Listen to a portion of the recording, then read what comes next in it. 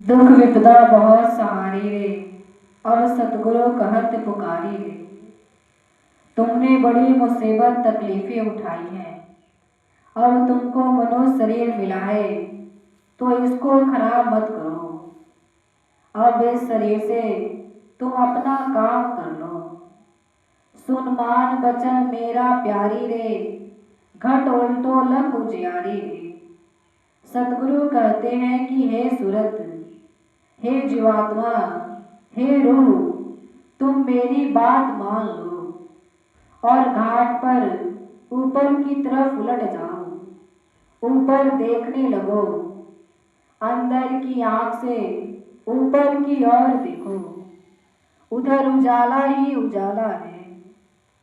शब्द रस पियो अपारी रे, चढ़ खोलो गगन के माड़ी रे। कहते हैं कि गगन में चलो, दरवाजा बंद है वहां चलो और शब्द का रसपान करो।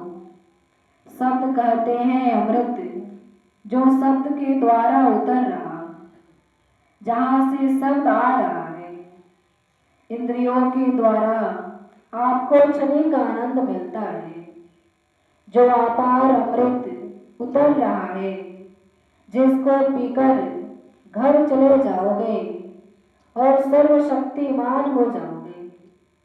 शब्द के आधार के द्वारा, नाम के द्वारा, आवाज के द्वारा अमृत पीते पीते तृप्त होकर थक जाएगा। मन जब तृप्त हो जाएगा तो भव जाल में नहीं फंसेगा। मन फिर कहता है कि भोगों में हम लिप्त रहे मगर आनंद नहीं मिला। अमृत पिएंगे तभी अमर हो जाएंगे। गुरु बिना नहीं और अधारी रे, सतगुरु स्वामी काज सुधारी रे।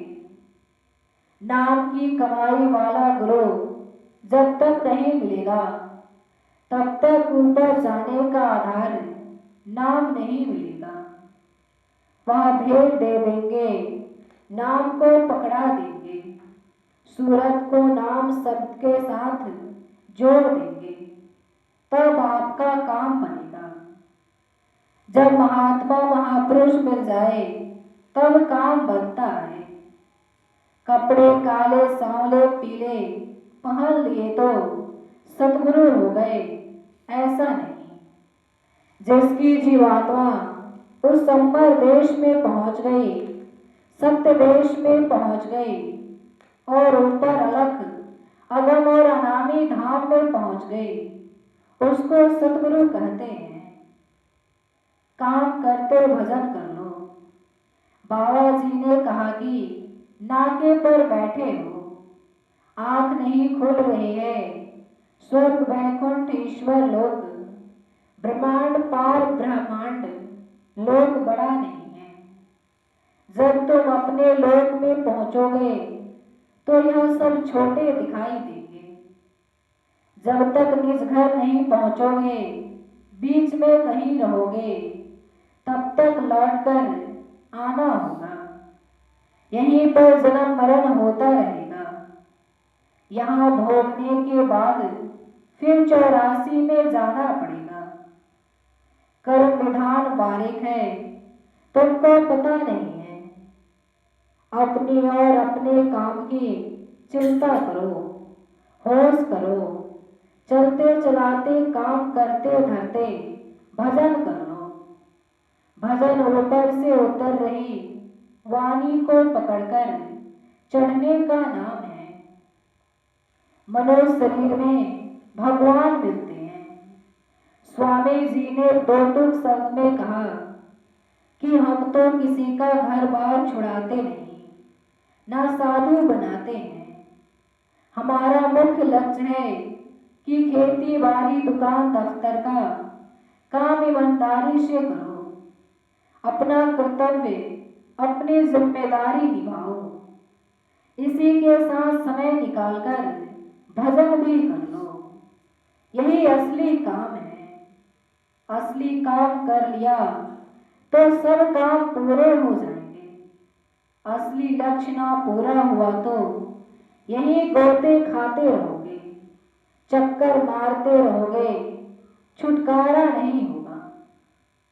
बिना महात्माओं की दया के कर्म की बदली अंधेरा छटेगा नहीं।